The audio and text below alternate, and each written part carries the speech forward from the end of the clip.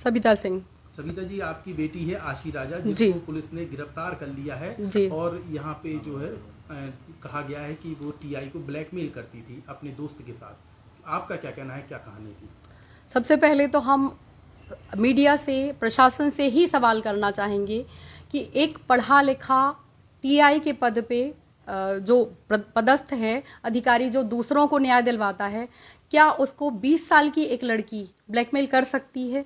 अगर ब्लैकमेल का मामला था तो क्या टीआई जो दूसरों के लिए काम कर रहे हैं, इतने बड़े पद पे हैं, पूरे जिले में उनका नाम था, क्या उनके लिए अगर कोई ब्लैकमेल कर रहा था, और उसमें भी एक लड़की, 20 साल की लड़की जिसके पास कोई पावर नहीं है, कोई सत्ता नहीं है, कोई बैकग्राउंड नहीं है, क्या वो लड़की उनको ब्लैकमेल कर सकती है? या इसका उल्टा हो सकता है कि लड़की से ऐसा कोई काम करवाने के लिए उसको प्रेशराइज किया जा रहा हो, या कुछ जबरदस्ती की जा रही हो कि तुम ये करो, नहीं तो तुम्हारे ऊपर केस कर दिया जाएगा, तो उसने उसका विरोध किया हो। क्या करती थी बेटी आपकी टीआई के साथ? बेटी टीआई के साथ में टीआई ने हमें ये बताया था कि बेटी उसको कुछ अंडर क्रॉप या कुछ पुलिस के वर्क होते हैं जिनके लिए उनको बिना वर्दी वाले लोगों की आवश्यकता होती है जो शार्प माइंडेड हों, और इस चीज़ के लिए हमारी कई बार बहस हुई है। बेटी हमारी बात नहीं मान रही थी पिछले 6-8 महीने से, और बार बार हम मना करते थे, उस पर हमारा झगड़ा भी हुआ कई बार, और टीआई ने खुद आके हमें बताया, समझाया कि हमारे साथ में काम करती है तो आपको कितना पैसा मिलता था बेटी को? ऐसी कोई सैलरी नहीं थी, लेकिन कभी 25-30 हज़ार, कभी 50 हज़ार रुपए देते थे टीआई। हाँ, और गिफ्ट भी दिए हैं, ऐसी भी चर्चा है? हाँ, गिफ्ट बर्थडे पे गिफ्ट दिया था, सोने का नेकलेस जो 15 से 18 ग्राम का रहा होगा, जो पुलिस को दे चुके हैं हम, और एक दीपावली के आसपास इयररिंग्स गिफ्ट किए थे, जिसके लिए मतलब हमने मना किया था, और मीडिया में बार बार कह रहे कि डायमंड, पर डायमंड का नहीं, गोल्ड का था, और उसके लिए हमने बहुत बार मना किया था कि इस तरह के गिफ्ट आप नहीं दो।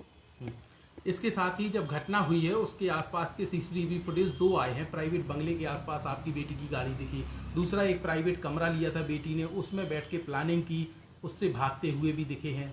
क्या थी वो कहानी? बंगले पे जाना, हम ये नहीं कहेंगे कि बंगले पे जाना कोई बड़ी बात है। हाँ, ये है कि घटना के 1 हफ्ते पहले से बेटी यहाँ पे नहीं थी। उसने यही बताया था हमें कि टीआई सर ने किसी काम के लिए उसको नोएडा भेजा था, वो और सोनू साथ में थे, तो हमें ज़्यादा फिक्र करने की आवश्यकता नहीं पड़ी।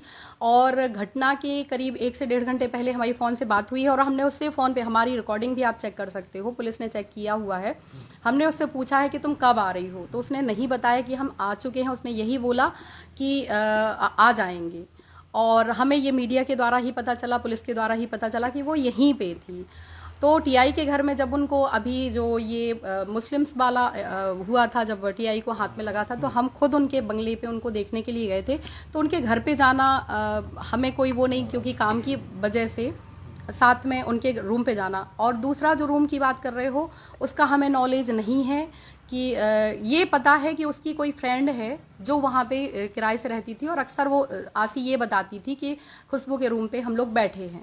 अब आपकी बेटी ब्लैकमेलिंग के केस में फंस चुकी है, आप कह रही हैं वो गलत फंसी है, कैसे न्याय मिलेगा फिर? इसके लिए हम सबसे पहले मीडिया से अपील कर रहे हैं कि जो मीडिया में इतना गलत बताया जा रहा है, बोला जा रहा है, प्रशासन से अपील करते हैं कि प्रशासन भी सही तथ्यों को सामने लाए।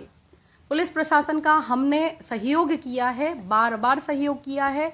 निवेदन कर रहे हैं हम प्रधानमंत्री जी से, मुख्यमंत्री जी से, कि अभी हाल ही में 8 मार्च महिला दिवस मनाया गया, बट हमने और हमारी बेटी ने महिला दिवस भी नहीं मनाया है।